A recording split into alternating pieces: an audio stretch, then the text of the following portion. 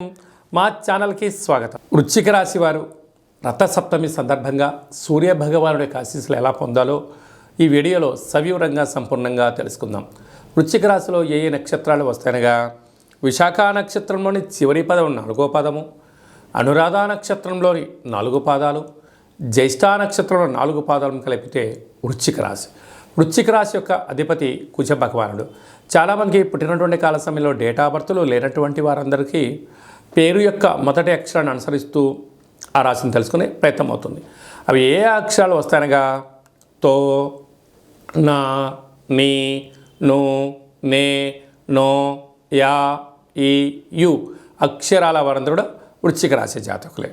వీరికి సూర్య భగవానుడి యొక్క ఆశీస్సులు పొందగలగాలి, చాలా అవసరం. ఎందుకనగా ఒకవైపు అర్ధాష్టమ శని, అర్ధాష్టమ రవి కనుక ఆరోగ్యం అనేటువంటిది ప్రధానమైనటువంటి మనిషి యొక్క జీవన విధానంలో వీరికి ముఖ్యమైనటువంటి పరిస్థితి.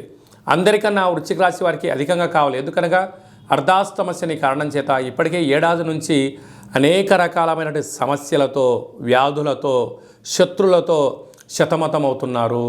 కనుక ఇలాంటి కాల సమయంలో ప్రతిరోజు నడక, వ్యాయామం, సూర్య ఆసనాలు, సూర్య నమస్కారాలు, సూర్య ఉపాసన, సంపూర్ణమైనటువంటి శ్వేతార్క గణపతి స్వామివారి ఆశీస్సులతో పాటు నిత్యము నవగ్రహాలలో సూర్య భగవానునికి తెల్లటి పుష్పాల చేత కానీ ఎర్రటి పుష్పాల చేత కానీ అర్చన చేయడం వలన మనశ్శాంతి, శత్రువులు ఉండరని చెప్పి గమనించాలి.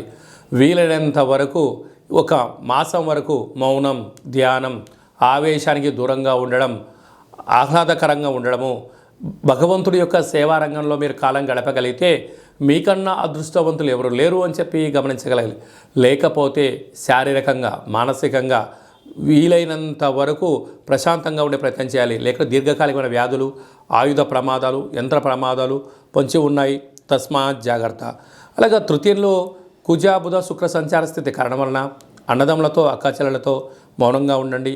అర్ధాష్టమ రవిశని దోషము, పంచమ స్థానంలో రాహు సంచార స్థితి, 6వ స్థానంలో గురు సంచార స్థితి ఉండడం వలన ధర్మంగా ఉన్నంత వరకు మిమ్మల్ని ఎవరేం చేయలేరు. అధర్మానికి నాంది పలికారా నిత్యము రుణభయం, రోగభయం, శత్రుభయం, అగ్నిభయం పొంచి ఉంది. తస్మాత్ జాగ్రత్త.